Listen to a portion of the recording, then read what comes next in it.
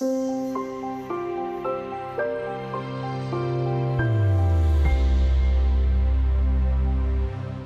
financial crisis of 2007-8 is still deeply ingrained in many people's minds. It caused markets to fall sharply and led to a global recession. But is the financial system any more stable today? Philip Auger, who's written extensively about the crisis, says in many ways it is. The regulators are up to speed now. They are on the case. Financial institutions themselves are better protected. They hold more cash, they hold more capital. Leverage is much reduced. The financial institutions have had to think through, regulators have made them think through what happens if things go wrong, so resolving failed institutions is much more straightforward.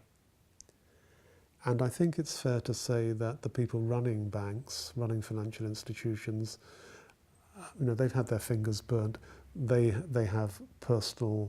personally accountable under new regulations now for what happens. So the control of the industry is better. But none of these things, says Philip Auger, should make us complacent.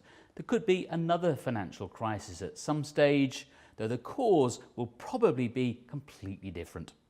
What we have at the moment is a more refined, safer version of the old system that got us into all this trouble in the first place. What we don't have is a completely new system. And so I don't think you can kind of completely give financial markets a big tick and say everything's fine now.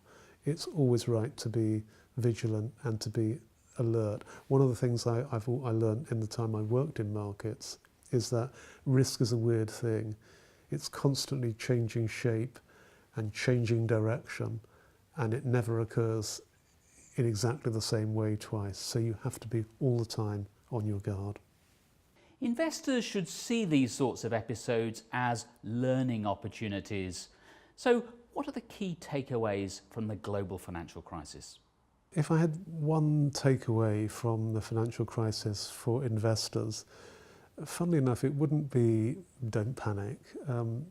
It wouldn't be don't stretch yourself too much, although both of those things are true. The main thing I'd take away is to be very careful of groupthink. The very fact that everyone thinks the same thing, for me, is a red flag. That is the moment when you should just think, actually, are things really this good?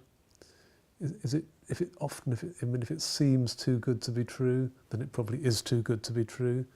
I think just stand back, be prepared to ask a different question, and if you come up with an answer that is not the same as everyone else's, that's fine. Back your own judgment.